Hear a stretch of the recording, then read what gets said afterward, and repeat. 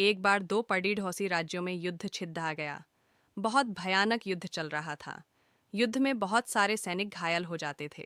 दोनों राज्यों की सेना में ऐसी कर्मचारी भर्ती किए गए थे जिनका काम था युद्ध स्थल पर जाकर अपनी अपनी सेना के घायल सैनिकों की मरहम पट्टी करना और उन्हें पानी पिलाना।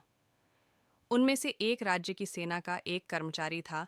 पंडवरण युद्ध स्थल पर जाता और घायल सैनिकों को पानी पिलाता और उनकी मरहम पट्टी करता। उसे जो भी घायल सैनिक नजर आता, चाहे वह उसकी अपनी सेना का हो या विरोधी राज्य की सेना का हो, उसकी सेवा करता।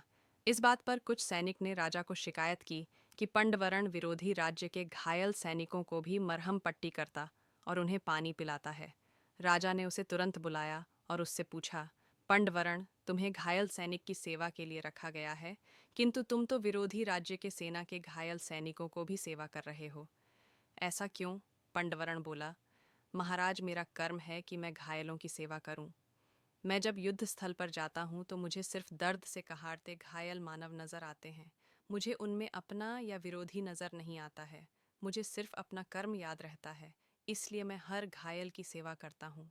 पंडवरण की बात सुनकर राजा ने उसे गले से लगा लिया और कहा, पंडवरण, तुम सच्चे सेवक हो।